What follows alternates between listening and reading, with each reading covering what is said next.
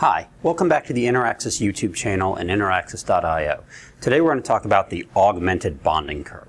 So this is a kind of a big subject, but really important, a lot to unpack here. So we're going to try to explain it, and of course to explain it as we have to do many times, we have to kind of move backwards and explain a few topics behind it. So before the Augmented Bonding Curve, there is a bonding curve. Well, before the bonding curve, we have to figure out what happens and the problem it's trying to solve.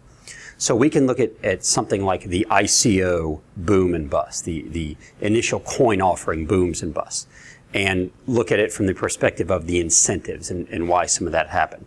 So when you had the ICOs, or the initial coin offerings, you essentially had, so let's say I wanted to start some sort of company or some sort of project, and I need funding, right? And we're going to call it the Atom coin, okay? For whatever reason, I need to start this project. Now, I might go and create my white paper and say I'm going to have this initial coin offering. Now, the reason people had the initial coin offerings is because they didn't really want to go through these securities laws. The idea of these ERC 20 tokens gave the ability to raise money internationally in large or small sums, a lot of times without going through the KYC, AML, know your customer, all those kinds of things that you usually have to go through when you raise money. You didn't have to have a bunch of in-person meetings and friends and family. There was this boom where everyone wanted to be in some sort of cryptocurrency. And so these people, whether they were honest or not, many of them very dishonest, said, okay, there are people all over the world that are willing to convert their fiat dollars into cryptocurrency and then buy our particular token.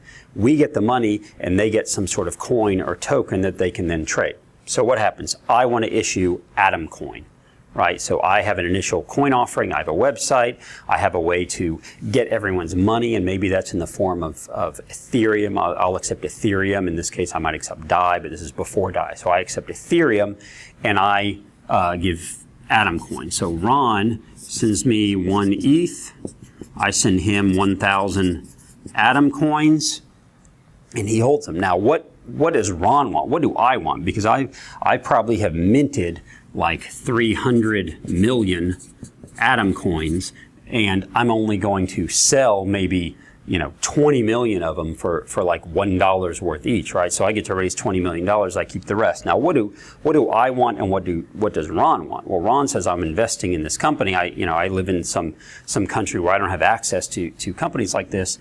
I'm going to invest my ETH, and I hope that the 1,000 Atom coins go from the equivalent of $1 up to $100 each, right? I want this moon scenario. That's what he wants. Now, how does that happen? The Atom coin has to somehow be traded. At this point, I'm talking about in the phase of the ICOs. It has to somehow be traded.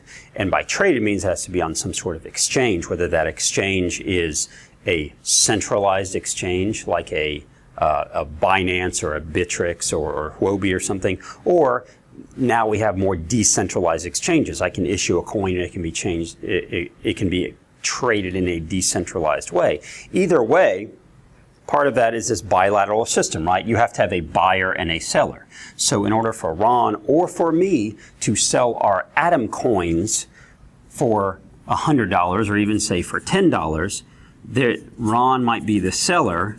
So in this exchange, there has to be a buyer on the other side, okay, willing to pay him $10 for his Atom coins. And for that, this person has to find some sort of value in the project or value in the company or in the coin. Or maybe they're just buying it because they went on a Telegram and someone told them you should buy Atom coin. That person on Telegram might have been me going, hey, buy Atom coin for $10. By the way, I own 280 million of them, and I'm happy to unload a bunch of them for $10 each. And all of a sudden, I'm rich. I don't have to do my project at all, and I have hundreds of millions of dollars at my disposal. And there are plenty of people who did that in the scam. And the reason why is this bilateral system. The idea that if once I buy the token, my only incentive is for that token to go up in value. Okay, it didn't necessarily represent any sort of ownership or anything. It was just a token. And I need it to go up in value. And for it to go up in value, I have to find a buyer for my token, and I need the value to go up. And that means my token, the goal was either get it listed on an exchange, again, a centralized exchange like a Binance or Bittrex or something, or possibly a decentralized exchange. But either way, that token has to trade. Now, there's a chance that this token goes from 1 to 100 because so many people find the utility of it, or they just think it's going to go up in value. If someone buys the token for $10, they think it's going to go up from 10 to 100, right? So they hope it does that. Now, their incentive is for it to go up in value. Right now, this also means that there has to be some sort of liquidity. For any seller, there has to be a buyer. For any buyer, there has to be a seller. For this person to buy the token, there has to be someone like Ron who's willing to sell it for $10. For Ron to sell it for $10, there has to be a buyer willing to buy it. The problem with a lot of these tokens and being listed on a whole bunch of different potential exchanges is there might not be that liquidity. If Ron wants to sell it for $10, or if it starts going down and Ron wants to get out for $1, if there's not a buyer for $1, then Ron can't sell. There's no way. And most of these tokens, a lot of these tokens went to zero because there are just no buyers anymore. They had no utility, right? So Ron's investment might go to zero. It might go to $1 million. We don't know, but it could go either way. The problem is the incentives were there for the token issuers, the project, and for the initial coin offering buyers. The only incentive was to shoot the price up. There was no incentive to even complete the project. So that was the ICO boom and bust. It got the attention of the Securities and Exchange Commission because there was no KYC, AML, there was no vesting, there was none of that. It was basically a lot of scams and a lot of people got hurt. And the idea of the SEC is we don't want individual investors to get hurt. And that's what was happening. And essentially all of this was extremely illegal, in addition to being immoral and wrong and a lot of fraud. So you had the ICO boom and bust. So how do we kind of solve that? Well, bonding curves can aim to solve that, because part of the problem that they're solving is this idea of liquidity, is this idea of having to have an exchange, having to have a buyer if you want to get out of the token. And because of that, we can solve some of the incentive issues. Okay, so what does a bonding curve do? A bonding curve essentially says, if I want to issue a token, I have a project, and that project could be a nonprofit, that project could be for-profit, whatever it might be. I am going to issue a token, but I'm also going to create in this, part of this is a smart contract. And I'm going to program into here the different prices of the tokens. So the token might, token number 1, and the price might be based on what number token it is that's being bought and what number token it is that's being sold. Okay? So you might have a curve that goes like this, and a second curve that goes like this. And again, the mathematicians, the data engineers, the software engineers, the people designing this will create their own curves. But let's say this is the buy and this is the sell. So at any point when I buy token number 1, here's the price I pay. So let's say the price I pay is 10 cents. Okay, token number 2 might be 11 cents and 12 cents, and it just might go up and up and up and up and up. Now, in reality, this curve might go up here and this curve might go up here, but it doesn't really matter. Now, I bought token number 1, so my incentive is to be early on to this and to have more people participate in buying this token, because if I buy token number 1 at 10 cents, this token over here might be $1. Okay, token number 1,000 might be worth $1. Okay, well, that's great. This person's buying at $1. But here's the thing. My incentive isn't only for that, because the sell curve is there also. I don't get to sell it for $1 just because someone bought it for $1. I'm not selling my token to this person. Now, these tokens can be traded on a decentralized exchange, so there are some market forces there. But here's the thing. I am buying from the smart contract. So every time I put my 10 cents worth or 0.10 DAI or something in here to buy this token, again, we'll call it the Atom coin, it's minting a token for me. It's minting this token for me.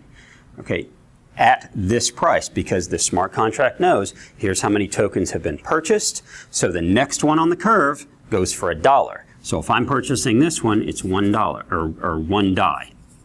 Okay, and it mints me another token. Now, if I want to go sell, of course, as I said, there potentially is a decentralized exchange that might or might not be trading this token. Okay, these, just about anything can be traded on Uniswap if you have some liquidity. But minus the liquidity, at this point, I can also sell a token. Now, the sales price might be, 80 cents or 0.8 DAI. Okay, so over here, I can sell my token that I bought here to the smart contract for 80 cents. Now here's the key. The smart contract is essentially providing the liquidity. And it's not really providing liquidity, it's buying it because that's what it's programmed to do. Okay, and at that point it burns the token. When I sell the token to the smart contract, it is burning that token. Okay. What this means is I can essentially know from day one, if I buy the first token and sell after it's been a certain amount of time and the 1,000th token is bought, I can sell my tokens here. And I don't have to necessarily worry about the liquidity. I can feel relatively comfortable that at any point, if I want to get out, I can get out. And it's not going to zero. I won't lose my investment because the smart contract will essentially buy the token. It will give me my DAI. If this is 80 cents, it will give me 0.8 DAI for this token. Okay, because that's where we are on the bonding curve. That's what a bonding curve is. It's a way to be able to issue tokens in a way that you know in advance what the prices will be. You don't have to worry about the liquidity of an exchange, the liquidity of having a buyer and a seller both providing that. So you're not going to necessarily have the moon, the to the moon version of the price, nor are you going to have the complete zero version of the price. There is always a way to buy these tokens and sell these tokens. Okay, so we've eliminated some of that. So now I can create this coin offering in a way that the people investing, the people that are giving their money for it and get this token, know that they can always get out. And they pretty much know what price they're going to get out. And they can just evaluate my project on the merits of my project.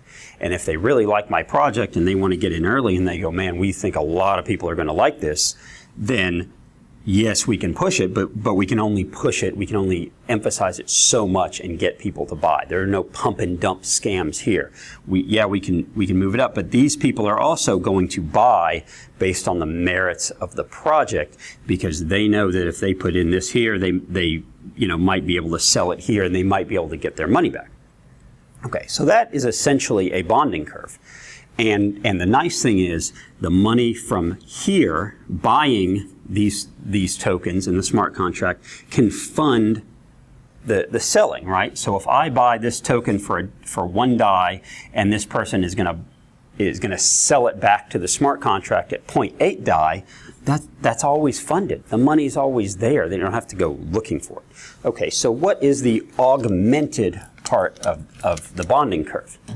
I'm going to have to kind of erase all this and start over. But the augmented part now is, in terms of your project, let's say you wanted to, again, let's offer Atom Coin, and Atom Coin is not just Atom. There's a DAO around it, right? There's a group of people that have said, here's a really good project, but we don't want to necessarily be in control of all the funds of the project. So we're going to issue these Atom coins according to this, I'm going to do this right this time.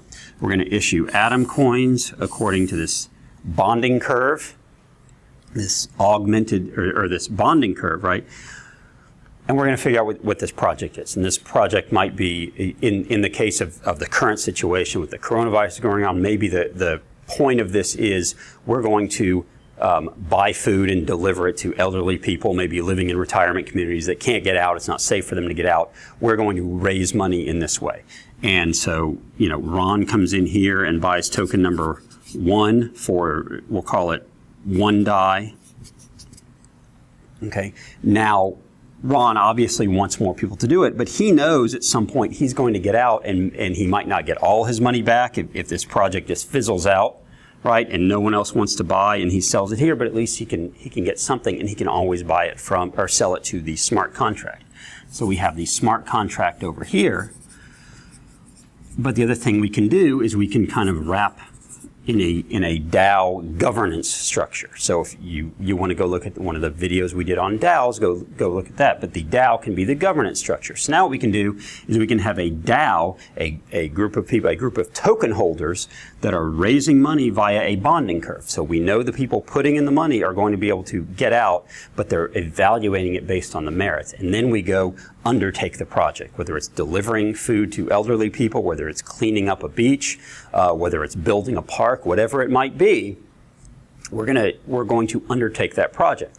Now, the other nice thing is we can take this money that we're raising and put it in a pool, in a funding pool, essentially. And we can have other ways to raise money. So some of the money from selling the tokens goes into the pool. We can actually sell things. So maybe we actually sell food elsewhere or have a bake sale, whatever it might be. And that money that we raise goes into the funding pool. The DAO members, by virtue of the fact that they bought a token, now they get to vote on what happens to this pool. And this pool might go to some way to fund whatever the project is trying to do. Now, along the way, the money that goes to purchase this next token is sitting there in the kind of the liquidity pool, right?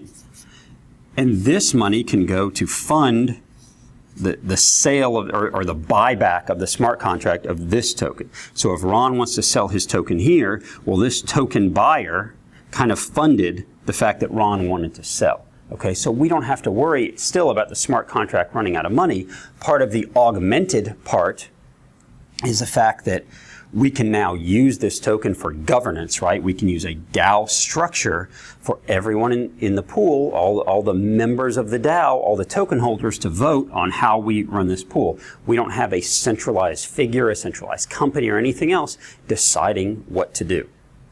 Now, why is all this important? This is really all important because if you look at how governments have been run, if you look at particularly how nonprofit groups have been run in the past, is you have a cause, right? So you have this cause, and you try to raise money for the cause, and it might be a nonprofit, and so the incentive people have a lot of times is the cause of the nonprofit, but it might just also be a tax deduction, right? They just want this tax deduction, right? So they fund the cause, but this cause has to have you have to have staff, and you have other expenses, and you have a building that you pay rent for, and you have advertising and everything else. And eventually, this cause, this nonprofit, is raising money just to fund all this. Because what if the cause goes away? What if coronavirus goes away, and we no longer need to deliver money to the elderly people? Well, all these people have a job, right? And we're paying rent on a building. How are we going to do that? Well, we're going to go find another cause. We're going to keep the charity and go find another cause to keep these people employed.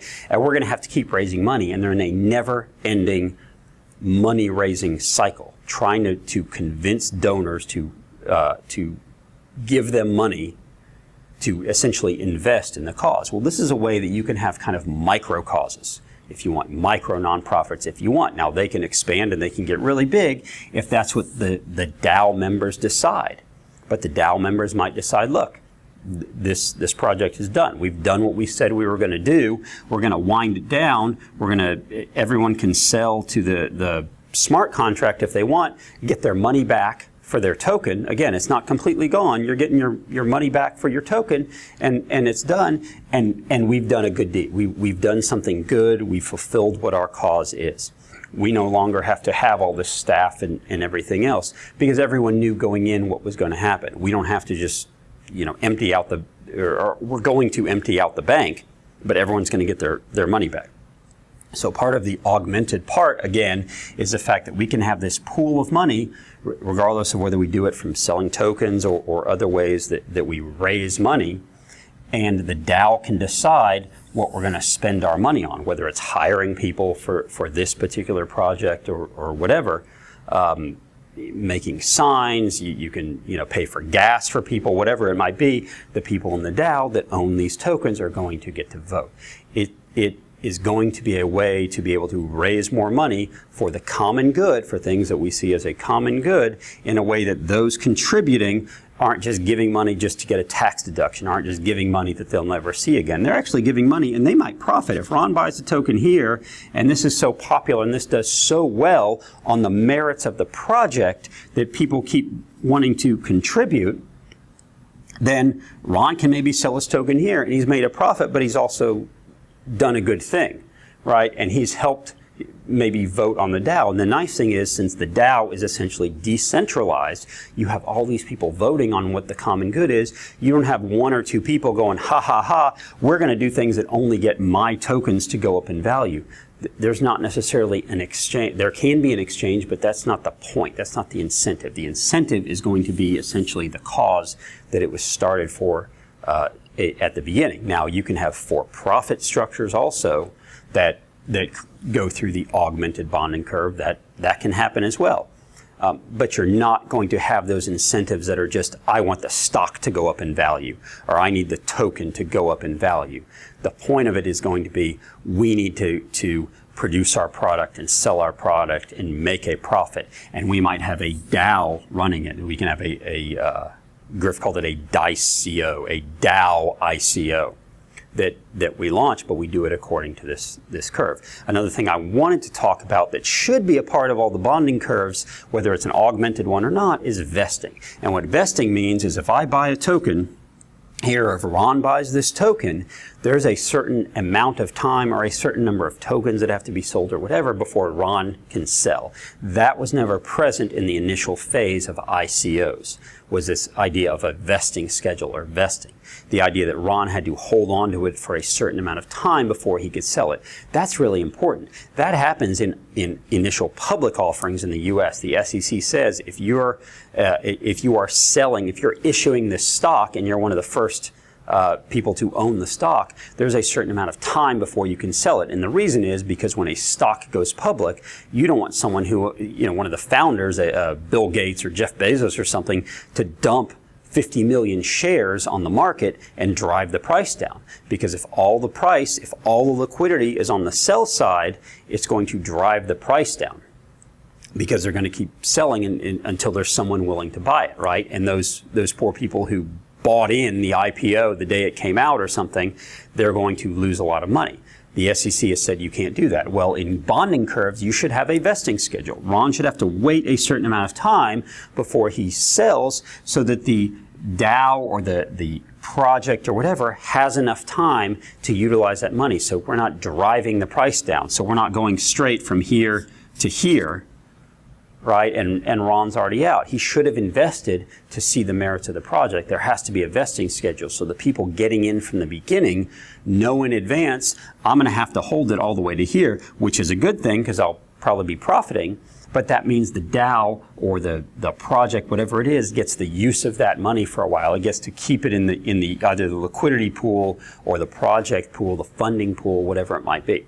So I hope that makes sense. The augmented bonding curve is a little bit complex, a lot of things to unpack, and a lot of things as we talk about dealing with incentives. Incentives in blockchain, in decentralized finance, and everything we're doing are huge because we have to think about all these incentives now on an international scale, on the scale of algorithms and programmatically. How can people be trying to game the system, and what are the incentives we have? We've taken care of a lot of that in the current equities markets and bond markets where we have laws in place and we have regulatory bodies, but in the decentralized world, we don't want that. We have to put it all in code. So the augmented bonding curve puts quite a bit of that in code. We add a DAO feature to it, and you have even more of that encoded to where the incentive is just the good of the project. Let's raise money for it. Let's do what we're supposed to do, or let's do what the DAO members say we're supposed to do. And if enough DAO members say, look, this other part of the project at Atom that you want to do, it doesn't fit. Even though you started Atom Coin, the DAO members have said, no, Atom, we're not going to buy you a new truck to go deliver food. That doesn't go with the ethos of our cause. We're going to pay for gas for all these delivery drivers to deliver to the elderly. So we have all that to say one of the companies pioneering this is called Commons Stack. Let's see if I write it up here. Hopefully you'll see it. Commons Stack. So go check them out. They're really trying to pioneer this, and I will obviously have links to their site and Griff on Twitter, and there are other people on Twitter and everything else. But the Commons Stack is really important in trying to drive this. And again, it has the commons in it, right? I'll write it here as well, just in case. Commons Stack. Okay, very important. The commons. It's the good of the commons. It's doing good things for the community and raising money from the community, from the people that see that as important. And the beauty of having it based on tokens is I might raise money for a cause that I see in some other country, in some other region, and anyone in the world can essentially contribute to that in a way that they feel relatively comfortable that they're going to get their money back, that what we're going to do is very transparent. I didn't even mention that. It's the transparent the transparency of this pool and this pool. Everyone can see. Everyone can look on chain and see what's happening with the voting, and they can see what's happening with the pool in this project. It's all very transparent, and that is what is making the augmented bonding curve so exciting, because we've taken all these things we've done for years and years and years in terms of raising money, found out all the issues with it, and now trying to put that all into code, get those incentives in there. And now the key is finding those causes and getting people out there to actually contribute and do these projects. So hope you liked this video. It was a lot to understand. Hope you enjoyed it. Please subscribe to the YouTube channel. Check out our website, www.interaxis.io. Info@interaxis.io is our website. At Interaxis 8, the number 8 on Twitter. We hope to see you in the next video.